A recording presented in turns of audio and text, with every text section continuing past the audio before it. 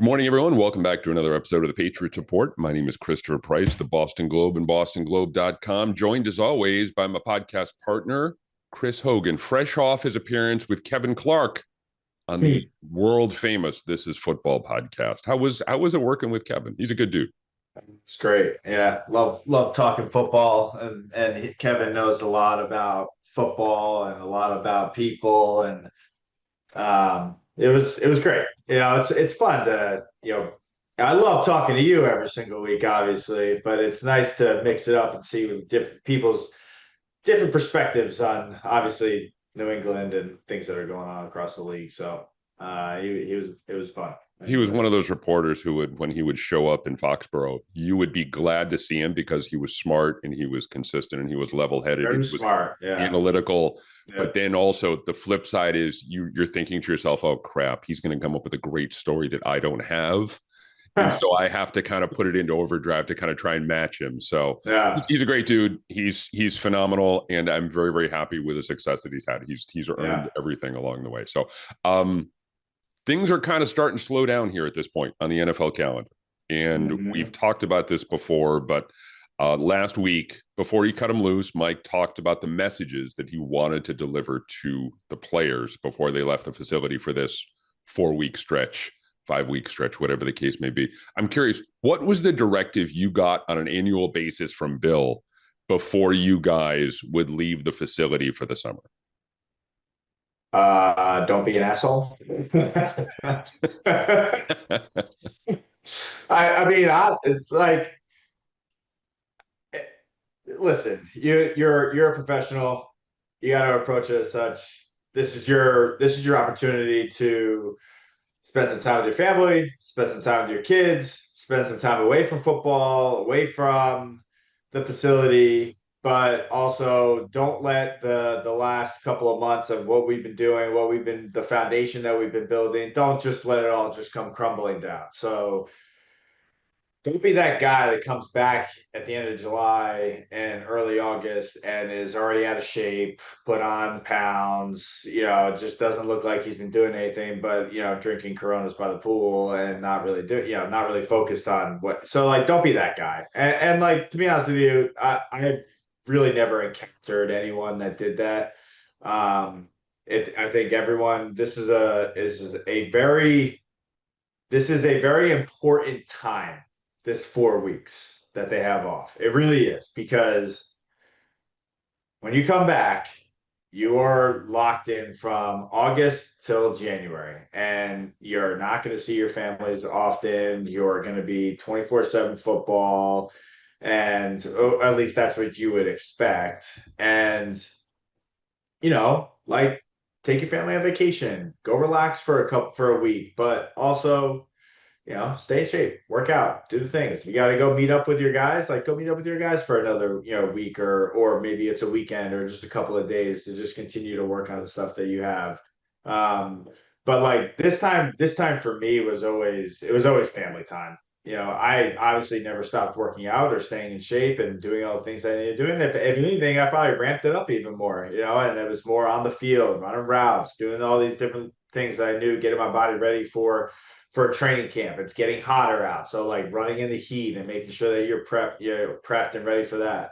But it was a lot of time spent with with the wife and with the kids, and making sure that you take the time, because of all, like, listen, our families make a lot of sacrifices to be with us and let us do the things that we're doing on a yearly basis. So yeah, I think it's important for these guys to do that, get away from the facility for a little bit and kind of clear their heads, understand what it's gonna take to kind of take this team and this organization to the next level, and then just come back focused and ready to go. How did that manifest itself in terms of getting away, but also wanting to stay sharp? I mean, are you on vacation with your family and you're getting up, at 6 o'clock and running on the beach or something? Or what does that look like for a player that has a family that still wants to unplug, but still wants to make sure he's getting his work done? Yeah, I remember taking my wife to Turks and Caicos, and we were doing hill sprints on a hill, at 7 o'clock in the morning, and had her with me. But I think schedule is everything. When I used to come home, I used to have a set schedule, and I think the more that you can stick to that, the better, as opposed to just figuring out when you're going to work out. Stick to your schedule, and then spend as much time as you can with your family, and know that I used to just get all my work done in the morning, right? I used to wake up early still. I used to get to the gym. If I was on the field, I was on the field. But, come, 11, 12 o'clock, like then I was in the pool with the kids or doing whatever I had or picking them up from camp or doing, whatever that looks like with your family dynamic, if you have kids or just a wife or whatever that is. But there's definitely a big disconnect from football itself, Mhm. right? You're not around the guys anymore. You're just with your family, or now you're with your friends. So this is definitely a time for you to unwind a little bit, but also know that 4 weeks goes by really fast in the summer, and there's going to be a time where I listen. The last thing you want is for it a week before you have to go to training camp, you're gonna be like, ah, shit, I haven't done anything. And it's like now you throw into hyperdrive, you're nervous, you're stressed out. I used to love coming to training camp. I was always stressed and nervous because that was training camp and I was always trying to make a football team. Um, but I was always prepared. So I didn't have the stress of going into like I always used to look at the playbook over the course of those 4 weeks. I used to look at the different run whether you just dude if you run through it for 30 seconds or a minute, but just to have it fresh in your mind so that you're not hearing a huddle call for the first time after a month and a half off or whatever it is, and it's just like it takes you a second for your brain to kind of kick into gear. Mhm. So those are things that I used to do so that you're able to kind of August comes and you just kind of hit the ground running. He asked Vrabel what he was going to do over the next 4 or 5 weeks, and he talked about time with family, that sort of thing. Some of the things that you brought up. He also said he got kind of cranky over the last 10 days or so before the start of camp because you're just ready for things to start. Do you Mm-hmm. remember getting a little squirrely Oh yeah. basically the week before camp? Because not so much the anxiety level, but just let's get it going. Let's go. I'm You ready. get I'm in the mindset. Let's anxious. go. Yeah, you get anxious.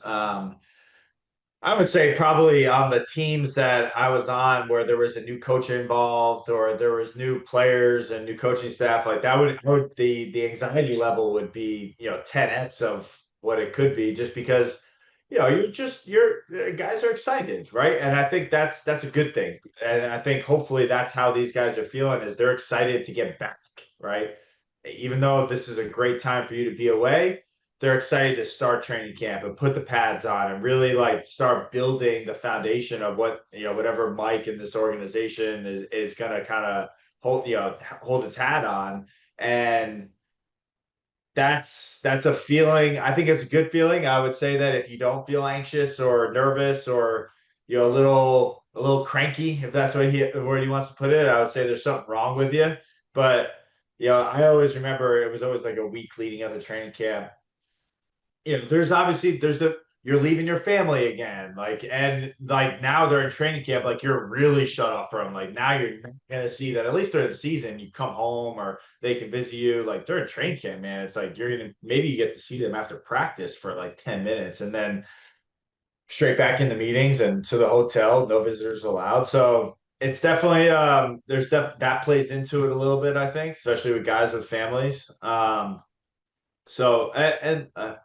listen, I miss that anxious feeling, going to training. I love training camp. Training camp was great. It's another opportunity to go out there. You know that you're going to get the opportunities. There's going to be so much.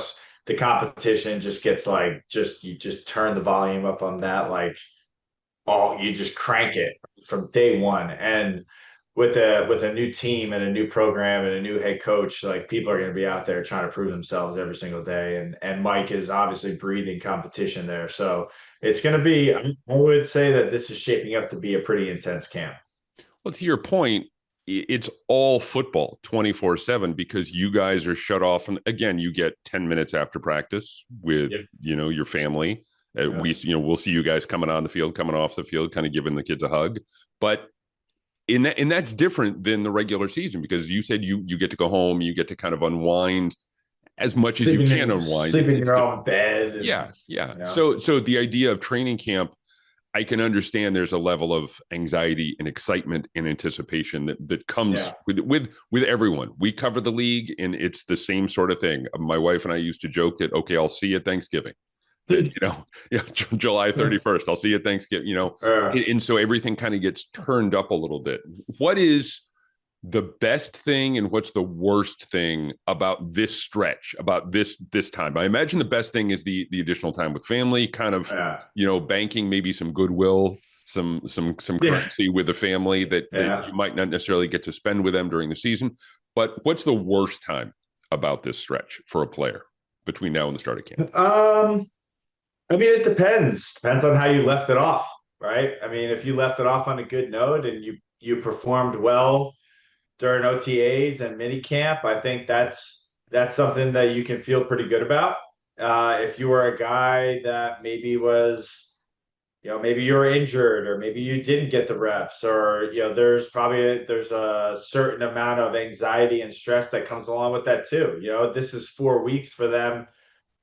Like what coaches probably have a few weeks off, but like, dude, they're still evaluating and figuring out who's going to be on the roster. And this is a time for me, like for me specifically, especially early on in my career, the more time that I got to spend around these guys, the better. Like I hated going away. I hated this time because I just wanted to be up there all the time, making sure that they knew that I was kind of doing all the things that I needed to be doing. And I was a guy that they wanted to be on this team. So I would say it's like, yeah, it's great that you get away from the facility, but then it's also, this is time that you're not preparing, you're not in a playbook or in meeting rooms and doing all these things that you need to do to prepare for a season. So I'm not going to say that it's bad, but it's definitely, it's a unique time that, guys just have to stay focused. They really do. This is 4 weeks off, but like the focus it can't stop. You can't just turn it off completely. So like that's the challenge. But you got to put the accountability on the players. You gotta, they have to, your expectations is these guys are professionals. They're going to treat this 4 weeks off as such. They're going to go home. They're going to train. They're going to stay in shape. They're going to keep building on what they've been doing. They're going to look over their playbook and maybe they're going to dive into it a little bit more so that when they come back, they can hit the ground running. If you have to, I mean, listen, there's a certain element as like day one of training camp. We're going to go back to install one and we're going to put the pads on and we're going to do all that stuff. But like install one is no longer a whole 3 days. It's one day, Mm-hmm. right? And then install two, and then it's three, four, five, six, and then we're like, now we're rolling. So the coaching staff has in their mind of how this is going to go. If you're a guy that doesn't do any or doesn't look over this stuff or has to like kind of, I'm not going to say start over, but you're going to get left behind, man. Like Train's there leaving the is, station, as yeah, they the say. train, Yeah. it's packed, like it's fueled up. We're ready to go. So when August or July, whenever they're coming back, like, dude, this thing is going full steam ahead. So you got to be prepared for that and understand that that's kind of going to be the mindset of where the coaching staff is going to treat. You talk about the challenge of figuring out how to unplug, but also kind of stay engaged. How old were you when you were able to kind of find that fine line and understand that this is where I want to be at this time of year? I want to kind of have some time with the family, but also at the same time, I can't get too far removed. Yeah, that evolves kind of over time, so you come into the league, you're 22, 23. I was 24 years old, and for me it left and it was still football, and I was training however many hours a day and then kind of going home, maybe just relaxing and then waking up, rinse and repeat, right? Just staying ready and doing the things. And then you get married, you have kids, and so then time management and how you kind of approach this time kind of changes and it evolves, over the course of your career. And, for me, I obviously always was a guy, I would wake up early, I would get my stuff in and I would do all the things I had to do so that when it came time to, the afternoon and the later portion of the day, like it was just straight dad. dad, husband time. And I just was able to, as long as I felt prepared, I was able to enjoy that time. And for the most part, I always felt like I was doing the things I needed to do to be prepared to start the season so that I could really invest into that crucial time that you get to spend with your family. Having covered you and having had a number of conversations here, to that point, you never really struck me as a guy who ever got really comfortable. I realize that is it. I used that phrase before, talking about the comfort level between walking that fine line. I'm probably talking to the wrong guy here Yeah, because dude, you it's never really like felt, yeah, you never really felt comfortable. I was ready for them to cut me at any point. So like I was never comfortable in any place I ever was. I'm working on a story and kind of changing gears here a little bit. I'm working on a story on John Stretch Striker, who is Vrabel's new number two guy, who has been described by a lot of folks as the new Ernie Adams. You know, the brain behind the operation. We found out that he's going to be on the headsets on game day. We saw him all over the field during OTAs and minicamp, kind of talking to Vrabel, talking to some players. Not unlike what Ernie did when he was there working with Bill. With all this in mind, I'm curious to get your favorite Ernie Adams story. I mean, pretty was just always a damn mystery to me, man. I mean, it was like I think for the first year and a half, I didn't even know who the guy was. He was just like there, right? I was like, I was so not overwhelmed, but just kind of there's so much going on when you're in New England, and I was new guy and learning the playbook and just making sure I'm doing all the right things. And then, you always kind of see this guy walk through the halls, or you're just like, like who is this guy? And then you start asking questions, be like, what does Ernie do, or what's he all about?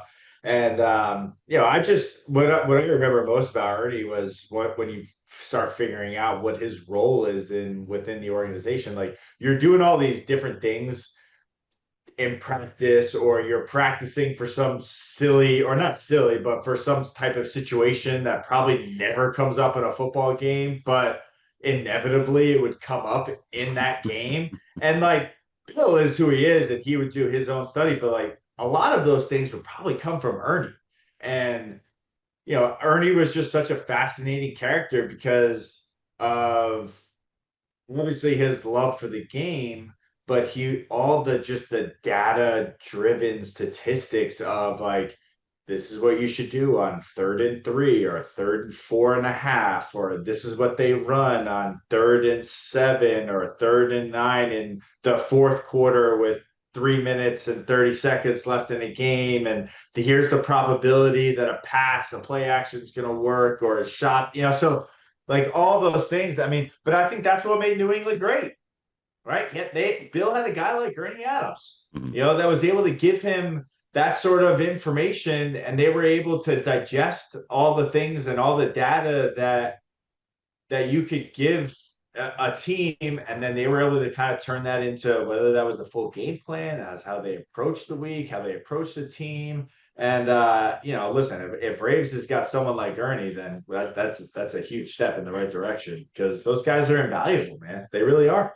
If you have another guy that's able to just break down film and break down players and break down stats, it really it helps you in ways that a lot of people probably won't understand. Like where do we make up all that hidden yardage? How do we do this? And where do we punt? Or how deep do we punt it? Or when do we kick the ball out of the end zone for a touchback? When do we, what distance and what percentage are we trying field goals and with at some time of the year, because the humidity is at 85%, and this is the probability that we're going to make a 54 yarder because our guy, so it's like I Ernie he was so interesting. And I gotta say, it was like you kind of just envisioned this guy that was, and I'm sure he had a nice office, and but like you envisioned this guy just in the basement of Foxborough, like with just like the old films The where he's real got to to like real. the Yeah. reel where Yeah. he's just like sitting there, like just like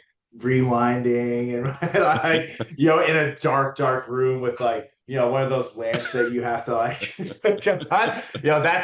that's what I envisioned for Ernie. I'm sure he had a nice one in Foxborough where you could like see everything, but Yeah, I mean, he was a really really interesting and individual. And he was also like Ernie would sit down and have lunch with you, man, and Mhm. like he would talk to you, and he was. It wasn't like you didn't just know who he was or he didn't like talk to people. Like, nah, man. Like, I mean, listen, I don't know if people watch this, but like, you should watch Julian Edelman's podcast with him. Jules had him on not too long ago, Yeah. and you get to hear Ernie talk about like different statistics and different times and plays and play calling and just how involved he was. I mean, dude was on the headset, man, talking to Bill throughout the entire game. Like here, and Bill was getting a lot of information from this guy. Obviously Bill makes the final decision of like what we should be doing, but like this guy was given, he was a part of that success, big part. Hmm.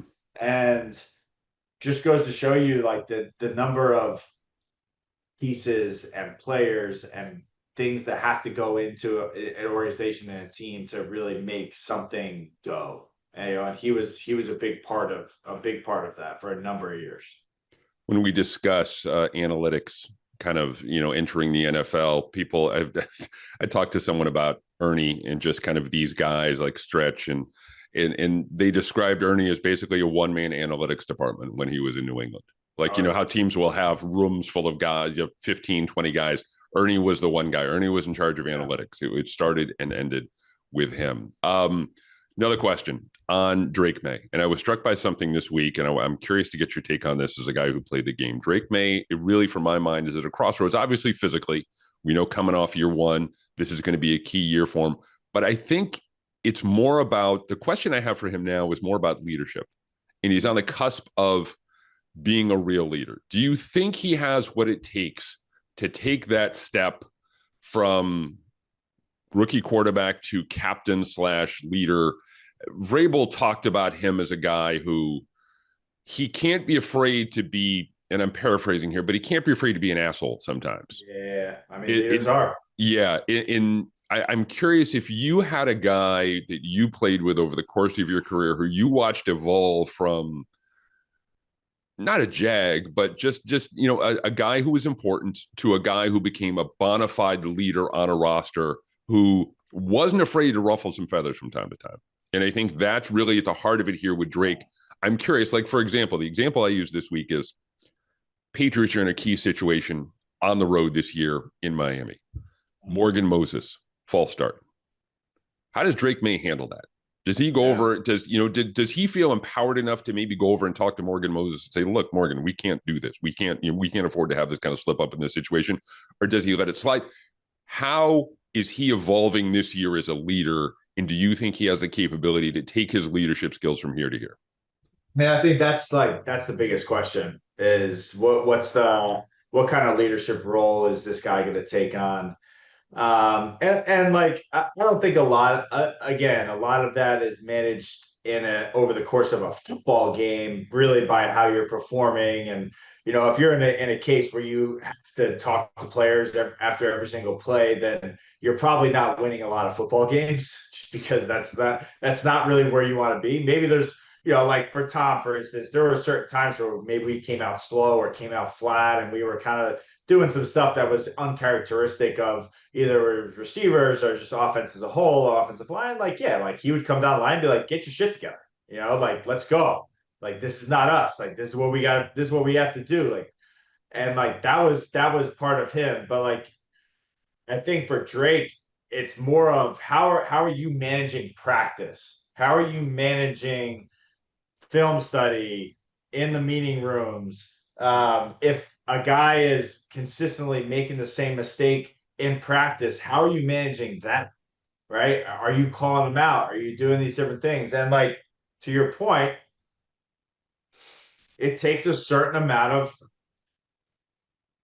I guess I'll call it just being an ass or just having some balls and just being like, hey man, like this is you cannot do this. Like, you need to be better. And like, but that also goes with like, dude, you have to go out and perform every single day. Mm-hmm. You can't be Yeah. the guy. And like, but also like you're the quarterback. So like if you have to go out and you have a bad day, hold yourself accountable to it.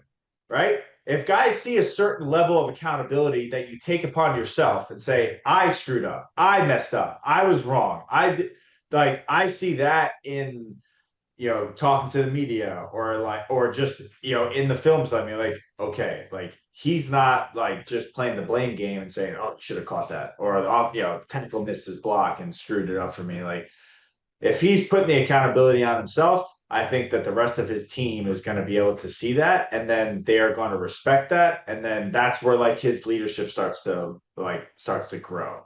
Um, but all that being said, I think that he's gotta mature a little bit. I mean, listen, no one makes it to this level without being have some sort of leadership quality, especially at that position. So I think just for him, he's gotta take some ownership of this team and this offense and be the guy that's gonna lead them because everyone's gonna look to somebody. So like if we're all just sitting around pointing fingers of like who's gonna be the guy, like then again, we're not gonna be winning football games. That's the Mhm. reality. So we're not going to sit here and just be like, hey, like Josh, like I need you to be the guy. Like Josh can't do that. Josh is going to be focused on plays and what he's doing as a coordinator, like what he's been very good at over the course of his career. Can't look to Braves. Like Braves going to either come down the line and be like, all right, guys, what are we doing? Or like let's go. Like that's fine, as a head coach should be doing.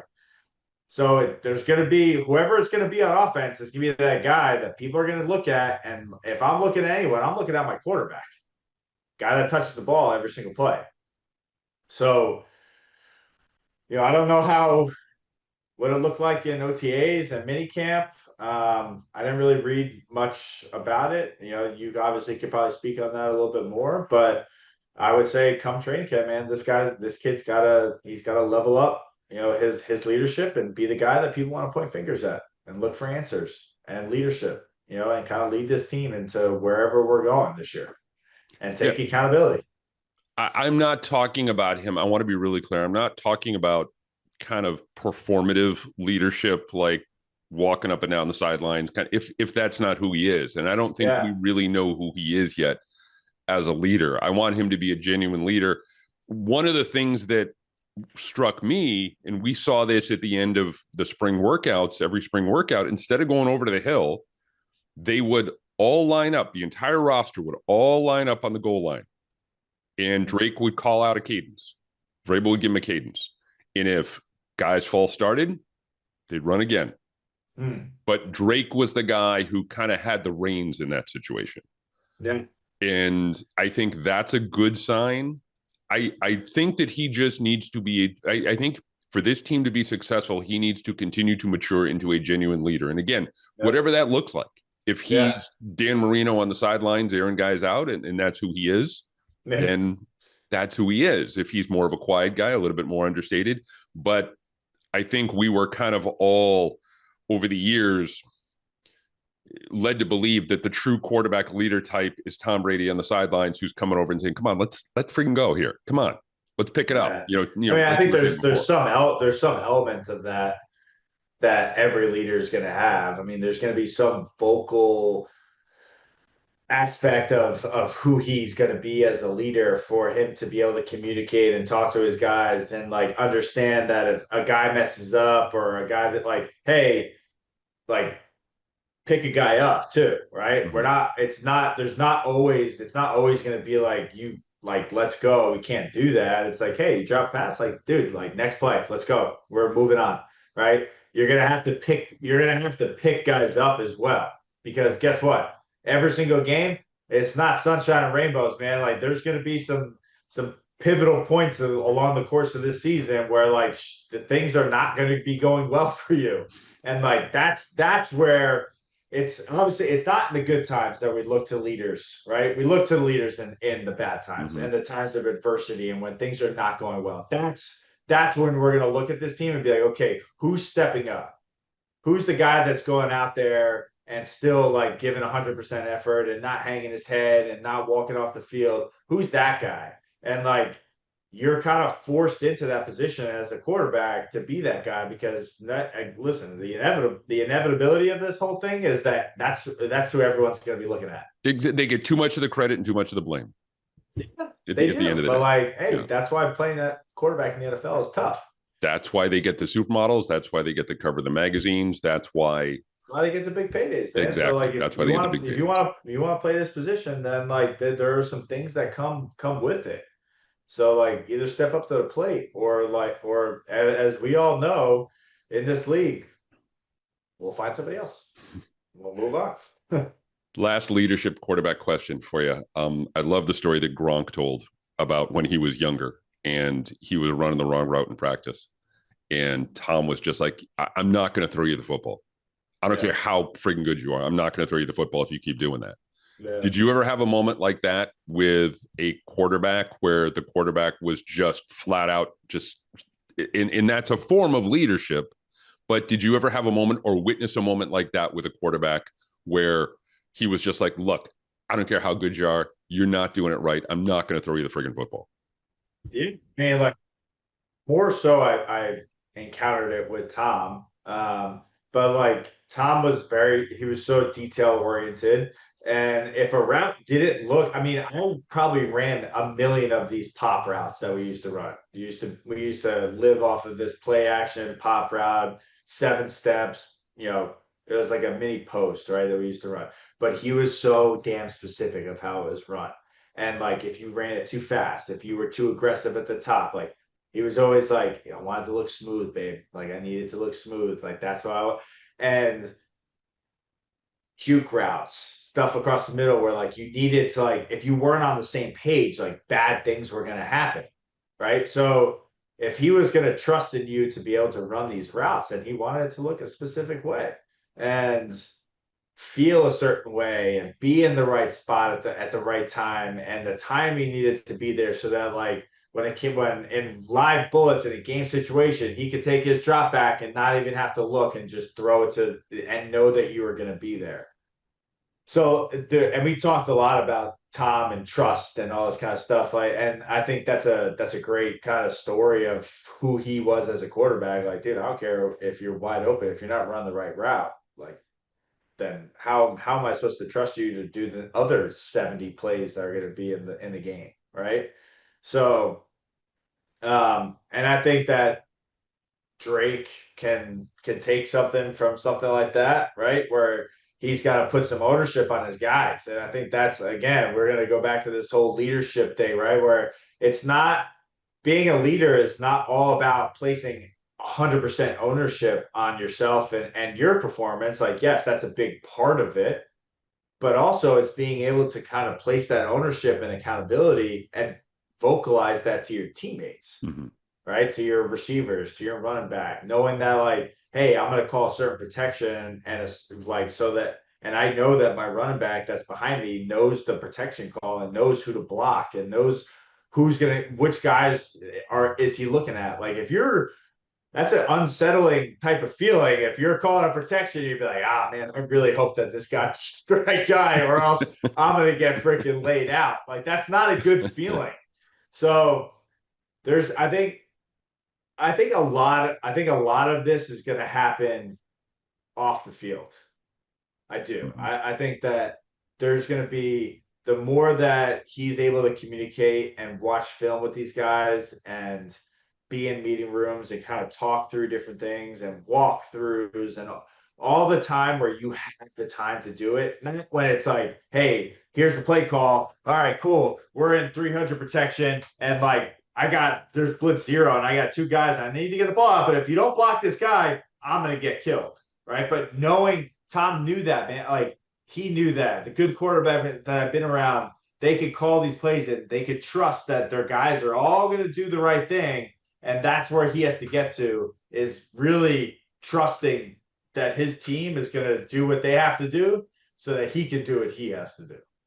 Right. And there's like, I mean, that's takes time, right? Yeah. It does. It takes a lot of time to build that level of trust. And, hopefully that's kind of what he's working to and what this team is working towards. One of the things I think that, and I'll just wrap up on this note, one of the things I think that is good because Josh McDaniels is back is that he will be able to empower Drake in situations like that. If Drake is able to show even the slightest bit of improvement, the fact that he's cognizant of what's going on, Josh will be able to point to Drake and say, look, this is your team. You need to get this straight. I remember what it was like here with when we had number 12 here, and you could take lessons from that and kind of put it all together. So there's the recall there. There's the institutional recall there with a guy like Josh McDaniels to come back in the building. Last question for you today.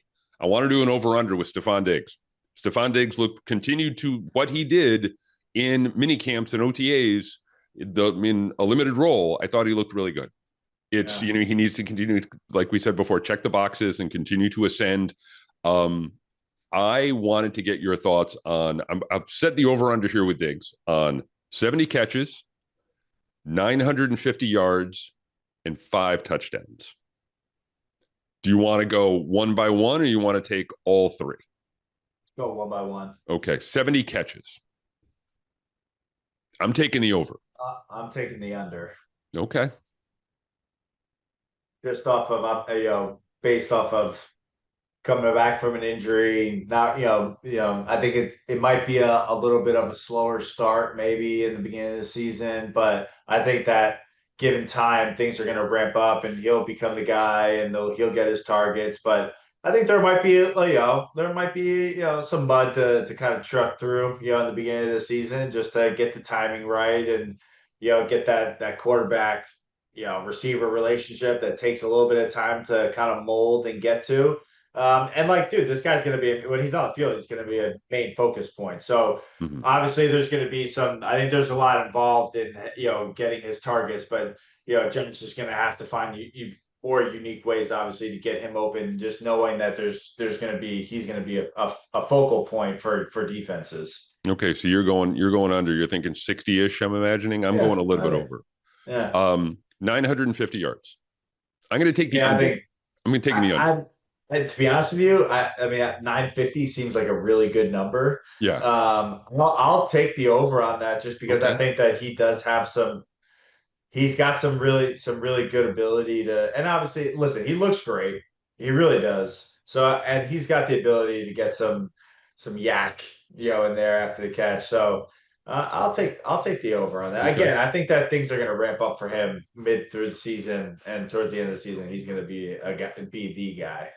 Do you think he hits 1,000? Yeah, I do. Okay. I do. And then 5 touchdowns. Over. I'll take the over as well on that. I'll take the over. He's shown that he's a red zone threat. I think that he's going to be a guy that we're going to look to make those plays in the red zone. So Josh is going to listen, if I know Josh he's just a red zone scheme mastermind, right? And he is just, you're going to have different plays every single week in the red zone, and you're gonna have to learn them. And Josh is smart, and Diggs is a smart guy, and I think he's gonna find ways to get Stefon excited about the red zone and those opportunities. So I'll take the over on that one. All right, so you have the under on 70 catches. I have the over. I'm taking the under on 950, and you're taking the over. And we're both taking the over on 5 touchdowns. Yeah. We will. Yeah. We can tell Lindsay to clip and save this for mid-January. Yeah. See if we were right. So this is going to be our last podcast for a few weeks. I'm going to be taking some. I'm taking some time off early July. Okay. And then you're going to have time with the kids. I imagine you're going to be getting away to somewhere fabulous. I'm just going to be going down to the Cape for a couple of weeks, nice. Here and there, watching a little Cape League baseball, drinking a little Cisco beer, and just taking. The best thing is, we talked about this, taking Twitter off my phone. Yeah, taking Twitter off my phone for 3 weeks, 3 glorious weeks with no social media. That's going to be great. Yeah. So it's the summer. I mean, my kids are still in school for 2 weeks, but summer's quickly approaching. So looking forward to that. And summer's always a fun time, especially with the kids. But again, it's going to go by fast, and we're going to be talking here soon. And I know we've talked about it over the last couple of years, and we've always we've sat in this position and be like, oh, this is it, man. Like, this is the year. This is a good team, which is so funny to talk about it with New England. But I am very I'm really looking forward to seeing how this team evolves under the leadership of Mike and Drake in his second year and the pieces that we've added. I think there could be something this year. I really do. We got to get you up here for training camp. You got all excited before when we had Brandon Bolden on about putting seeing them put the pads on and getting back into it. So if we can get you up here, Make maybe yeah, that happen. Yeah. let's make that happen. So all right, sir. We will connect again in early July, early to mid July, and we will have training camp to talk about it as the NFL Wait, season, another NFL season approaches. Take care, and we can't will wait. talk again soon.